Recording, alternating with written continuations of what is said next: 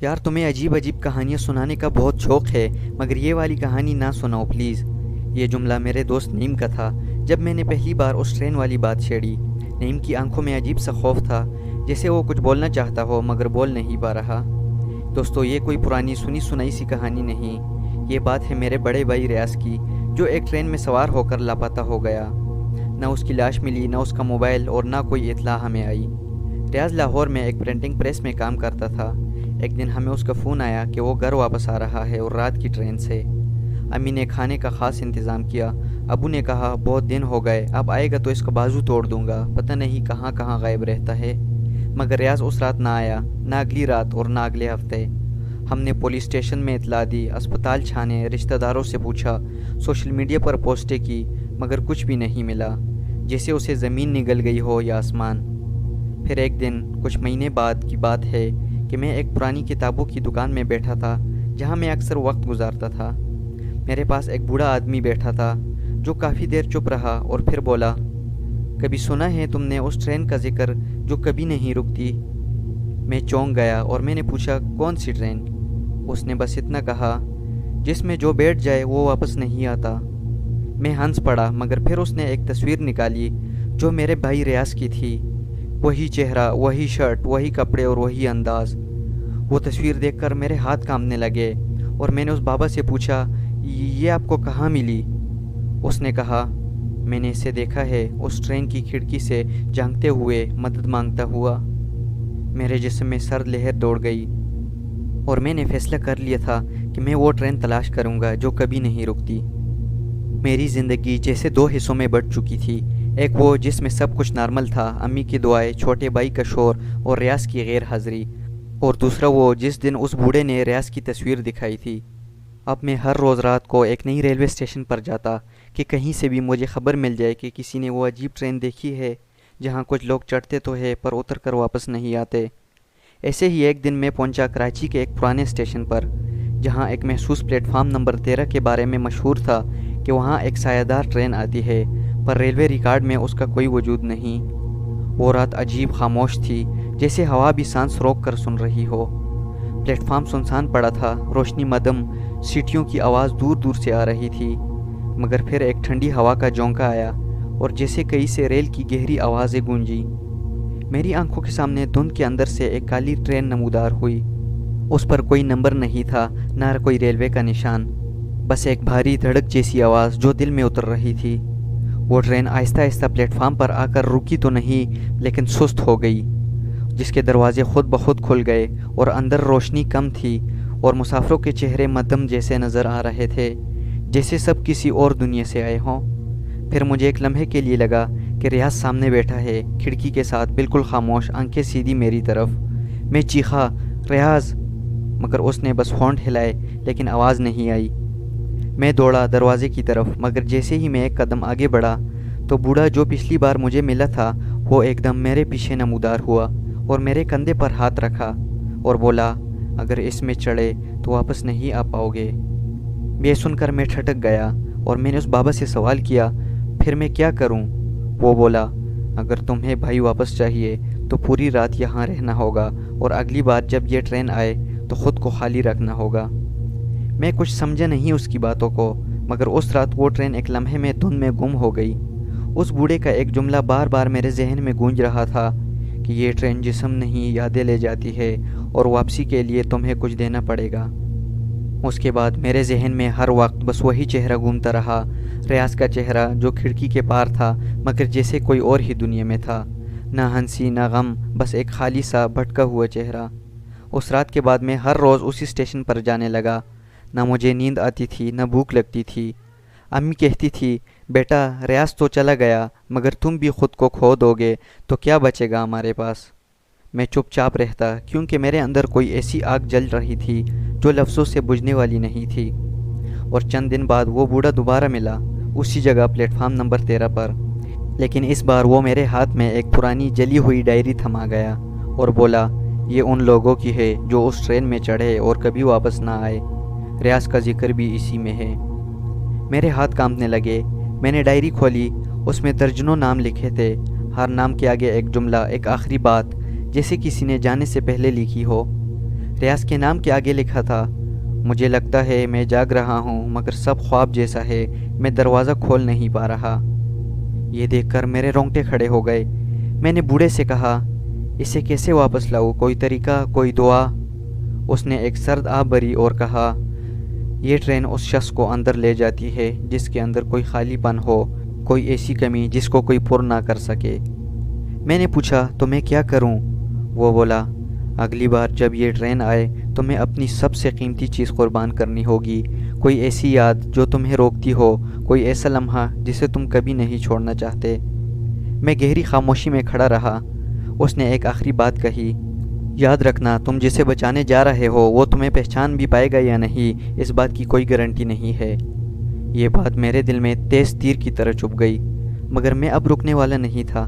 میں نے فیصلہ کر لیا تھا کہ اگلی بار جب وہ ٹرین آئے گی تو میں اس کے اندر جاؤں گا، چاہے کچھ بھی ہو جائے۔ اس رات بارش ہو رہی تھی، ہلکی ہلکی، جیسے آسمان بھی کسی دکھ میں بھیگا ہو۔ میں اکیلا پلیٹ فارم نمبر 13 پر کھڑا تھا، میرے ہاتھ میں وہی جلی ہوئی ڈائری اور دل میں ریاض کی آوازیں جو سنے بغیر بھی مجھے سنائی دے رہی تھی۔ رات کے ٹھیک 2 بجے پھر سے وہی دھند چھانے لگی، پھر ہوا رک گئی اور ایک عجیب غیر معمولی خاموشی ہر طرف چھا گئی۔ پھر وہی آواز آئی، ریل جیسی گڑگڑاہٹ، مگر جیسے زمین کے اندر سے آ رہی ہو، اور دھند میں سے وہ کالی بے نشان ٹرین نمودار ہوئی، جو رکی نہیں، بس آہستہ ہو گئی، اور اس کے دروازے خود بخود کھلے۔ میں نے ایک لمحے کو آنکھیں بند کی، امی کی آواز کانوں میں گونجی، ریاض کی ہنسی یاد آئی، اور پھر میں نے اس ٹرین کے اندر قدم رکھ دیا۔ جو کچھ میں نے اس کے اندر دیکھا وہ ٹرین نہیں تھی، وہ کوئی الگ ہی دنیا تھی۔ وہ ٹرین پرانے زمانے جیسے ٹرین کی طرح بنی ہوئی تھی، جس میں پیلی سی روشنی تھی، جیسے کسی پرانی فلم کا سین ہو۔ مگر جو چیز سب سے زیادہ غیر فطری تھی وہ تھے اس ٹرین کے مسافر۔ وہ سب خاموش تھے، کسی کی آنکھیں بند، کسی کی کھلی، مگر سب کی نظریں بالکل خالی تھی، جیسے کسی اور وقت میں پھنسے ہو، نہ سانس لیتے دکھائی دیتے، نہ حرکت کرتے۔ ایک بوڑھی عورت سر جھکائے کچھ پڑھ رہی تھی، ایک بچہ مسلسل کھڑکی کے باہر جھانک رہا تھا، حالانکہ باہر کچھ بھی نہیں تھا، بس دھند تھی۔ تبھی اچانک مجھے ایک آواز آئی، جیسے کوئی سرگوشی کر رہا ہو، تم بھی اسی کی تلاش میں آئے ہو نا؟ یہ سرگوشی سن کر میں چونک گیا۔ میرے سامنے والی سیٹ پر ایک لڑکی بیٹھی تھی، جس کا چہرہ زرد تھا، آنکھوں میں درد، اور لباس پرانے وقتوں جیسا تھا۔ میں نے ہاں میں سر ہلایا، اور وہ پھر بولی، میں بھی اپنے بھائی کے لیے آئی تھی، لیکن اب مجھے اس کا چہرہ بھی یاد نہیں۔ یہ سن کر میرا دل جیسے ڈوبنے لگا۔ میں نے اس لڑکی سے پوچھا، اس ٹرین سے نکلنے کا کوئی راستہ ہے کیا؟ اس نے نظریں جھکا کر کہا، یہاں صرف وہی واپس جا سکتا ہے جو اپنی سب سے قیمتی یاد چھوڑ دے، اور اگر تم دیر کر دو تو تمہاری یاد بھی تمہیں چھوڑ دے گی۔ اتنے میں مجھے لگا جیسے میرے پیچھے کوئی کھڑا ہے۔ میں نے ایک دم پلٹ کر پیچھے دیکھا تو میرے پیچھے میرا بھائی ریاض کھڑا تھا، لیکن اس کی آنکھوں میں مجھے پہچان نہیں تھی۔ اس کا چہرہ بالکل ساکت، ہونٹوں پر خاموشی۔ میں چیخا، ریاض، میں ہوں تمہارا بھائی۔ اس نے ایک پل بھی میری طرف نہیں دیکھا، پھر آہستہ سے بولا، بھائی؟ کون سا بھائی؟ یہ سن کر میرے پیروں تلے سے زمین نکل گئی۔ یہ وہ لمحہ تھا جہاں میں یا تو اسے پہچان دلاتا یا خود بھول جاتا کہ میں کون ہوں۔ ریاض کی آنکھوں میں ایک خالی پن تھا، ایسا لگ رہا تھا جیسے وہ مجھے دیکھ رہا ہے، لیکن میرے اندر نہیں، صرف میرے جسم کو۔ میں نے آہستہ سے اس کا ہاتھ پکڑا اور بولا، ریاض، میں ہوں تمہارا بڑا بھائی زائد۔ لیکن اس نے ہاتھ جھٹک دیا، اور وہی سناٹا، وہی کھویا ہوا چہرہ۔ میں رونے لگا، کیونکہ اتنے دنوں، اتنے خوابوں، اتنی امیدوں کے بعد جب اپنے بھائی کو پایا تو وہ اپنا ہی نہ رہا۔